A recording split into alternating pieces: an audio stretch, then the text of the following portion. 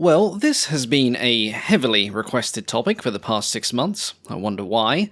So, today we are looking at the history of the Amiot 143.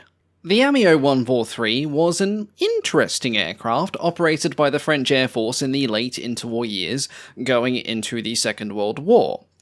Perhaps one of the ugliest aircraft ever built in large numbers, it was the poster child of a flawed concept.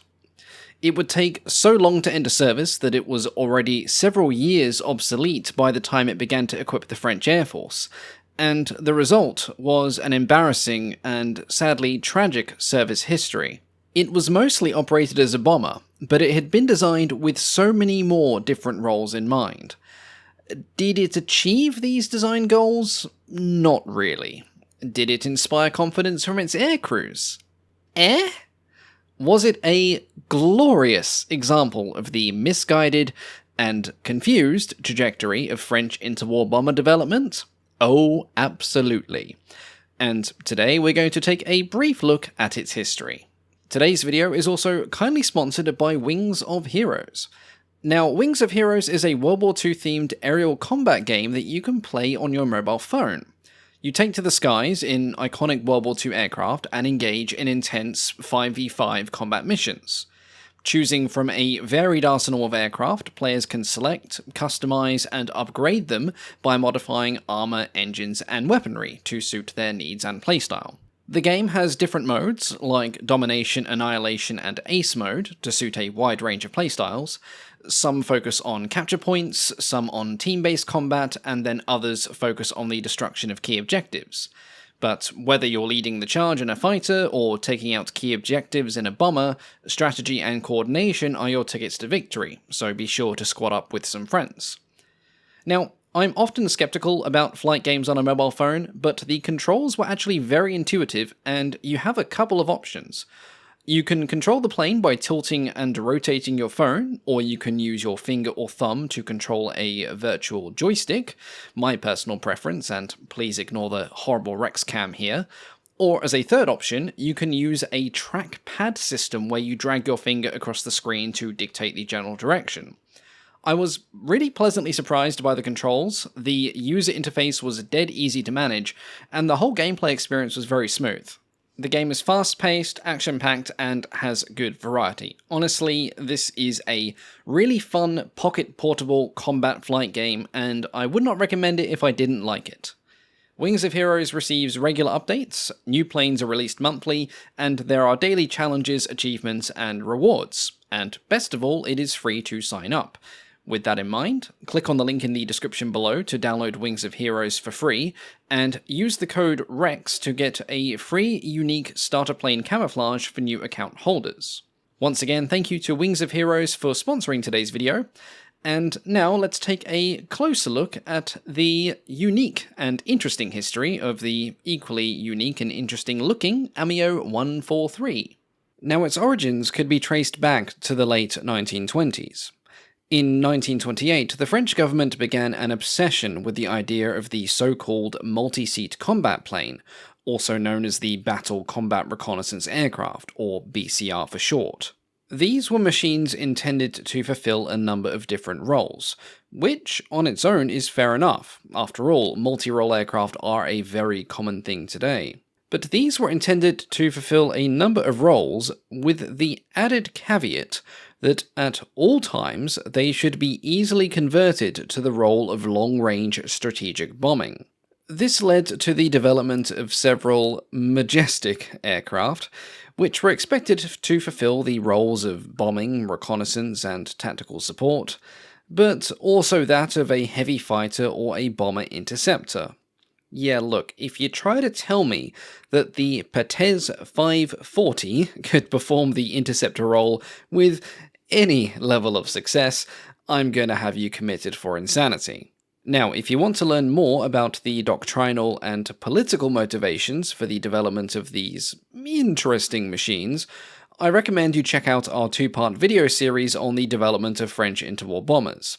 For now, we're just going to take a closer look at the Amiot 143 itself. It began life as the Amiot 140. Two prototypes were ordered in 1928 to be evaluated against competing designs that were being built by Blériot, Breguet, and SPCA. Before they had even flown, the second prototype was unveiled at the 1930 Paris Air Show. Now, compared to what came later, the Amiot 140 itself didn't look half bad, in that it wasn't a capital offence against aerodynamic elegance, and possibly just a minor misdemeanor at best. Completed as a high-wing twin-engine monoplane, its defining feature was the gondola-style fuselage. This housed the bomb bay, the bomb aiming station, the radio and navigation station, and a position for a ventral gunner. Above this, the pilot sat in an open cockpit, and to the rear there was a dedicated dorsal gunner.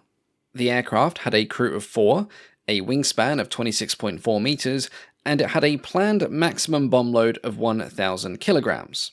Initially, the 140 was meant to be powered by the Lorraine 18GA Orion.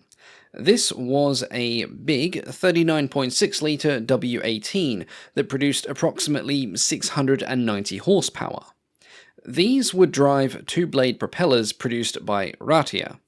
However, by the time of the Paris Aero Show, it had still not passed certification, and indeed, this particular version of the Lorraine engine never would. Amiot was forced to then conduct a hasty refit, and the first prototype was then completed with Hispano-Suiza V12s instead.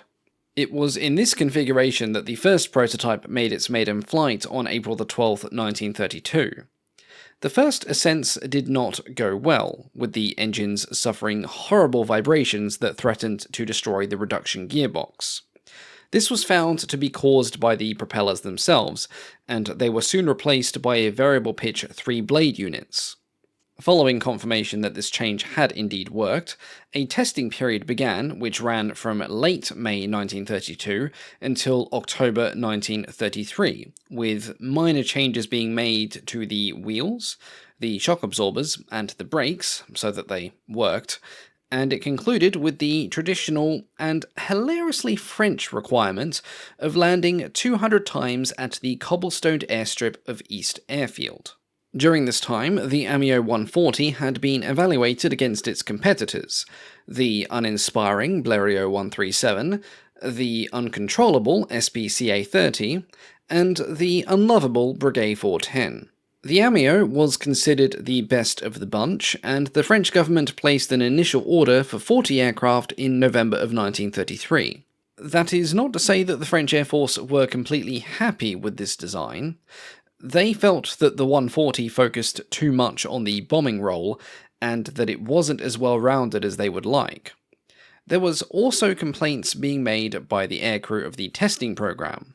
Notably, the navigator and the ventral gunner, who both said that the gondola offered little visibility and was far too cramped, which was a nicer way of saying that it was a steel and glass hotbox with the space and amenities of a 12th century French dungeon, and so tightly spaced that the gunner could barely traverse his weapon.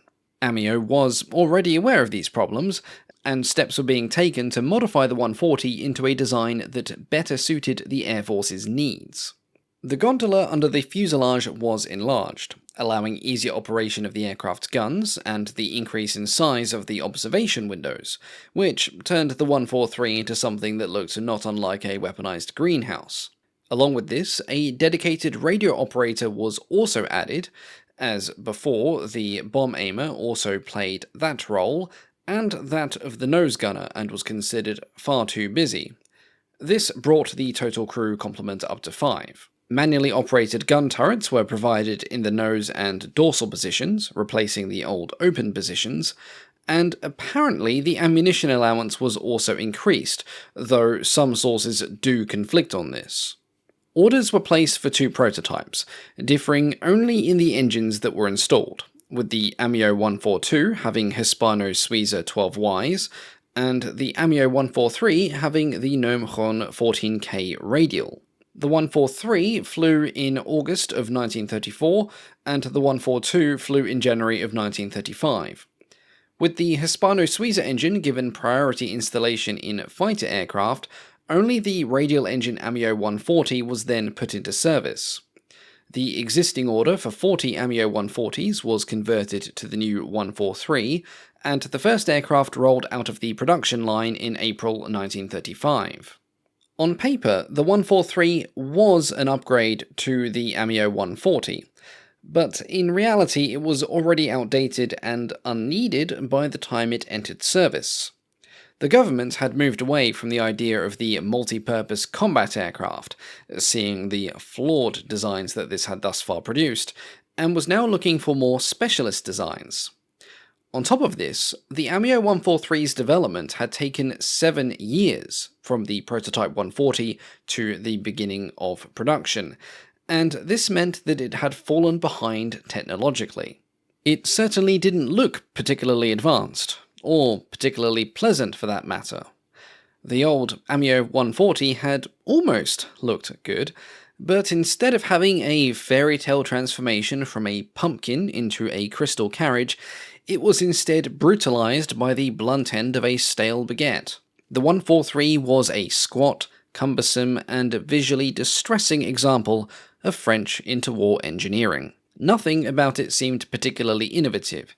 It had a fixed landing gear, overly thick wings, bulky defensive turrets, and a modest bomb load of just 1,600 kilos. As it had the aerodynamics of a winged drinks cabinet, it was also woefully slow. At full load, it could only manage a top speed of 295 km per hour.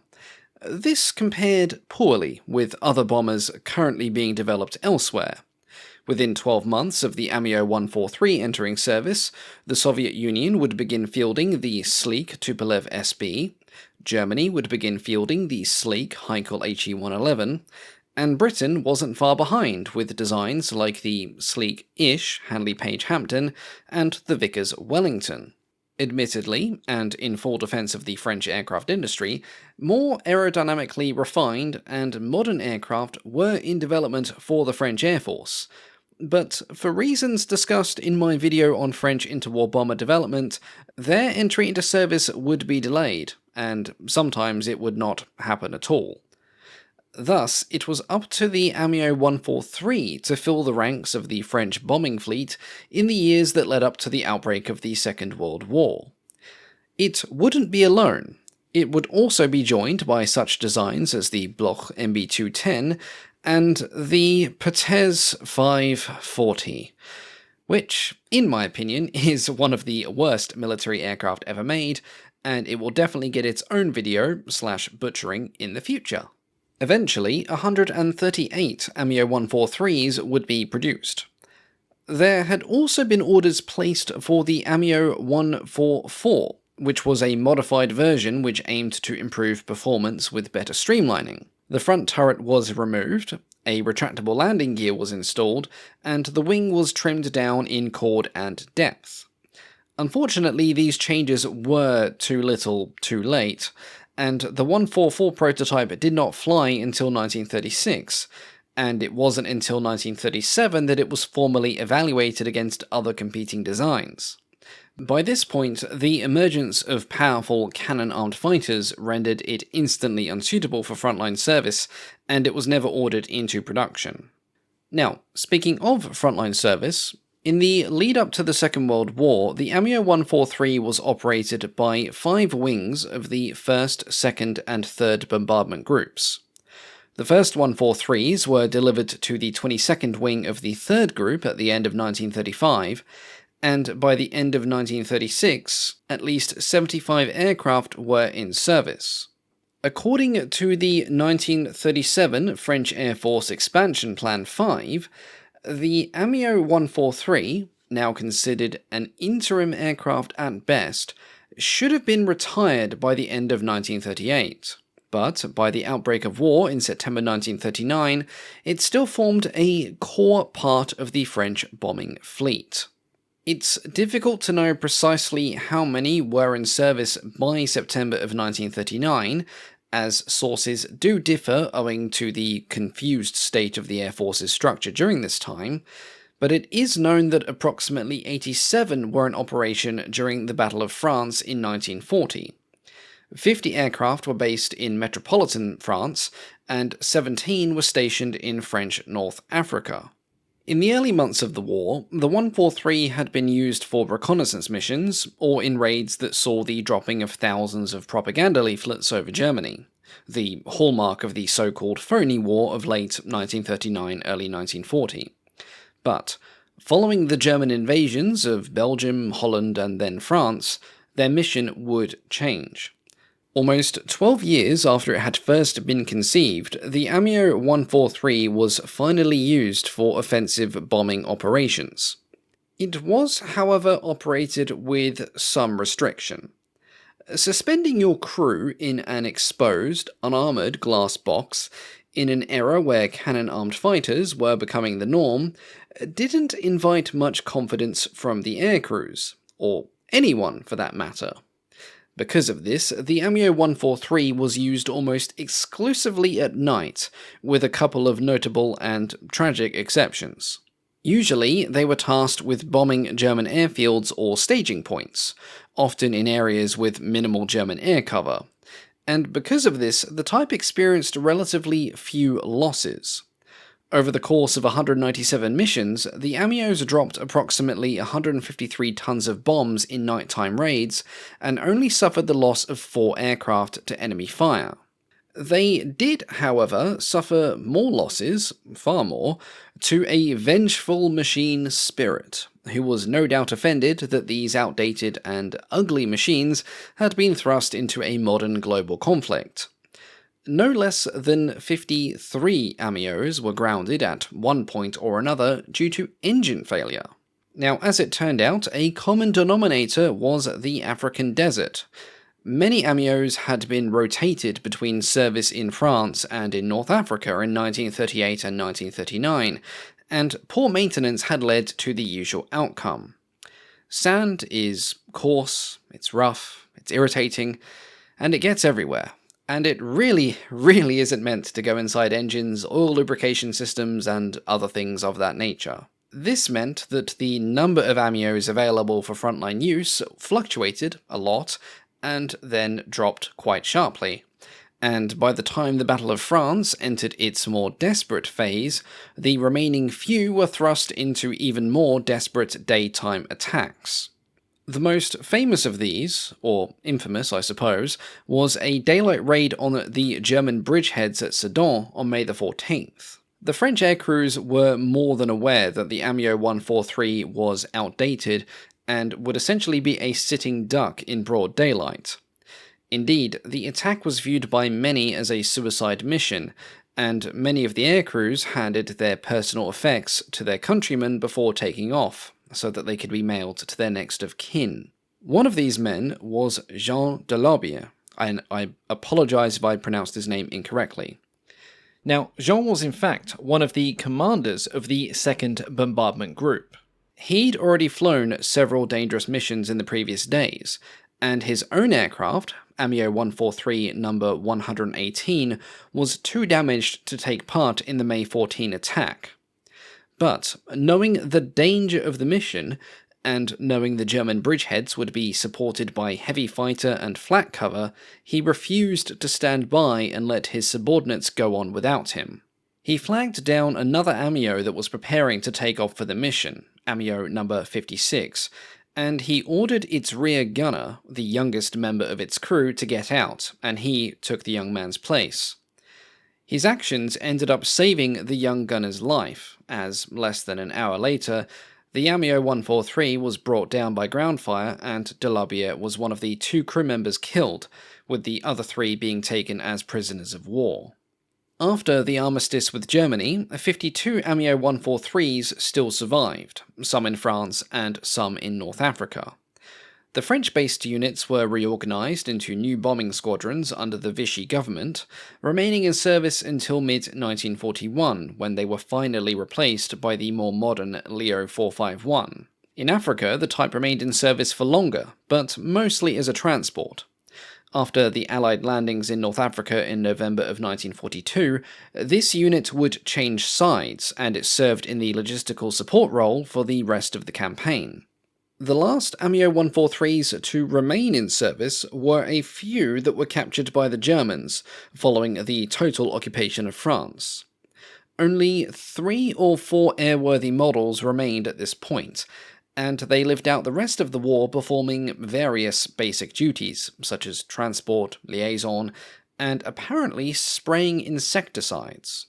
The type had not covered itself in glory during its wartime years, and yes, this was partly because the Amiot 143 was a compromised design from the start, but it was a design that should have never seen wartime service in the first place.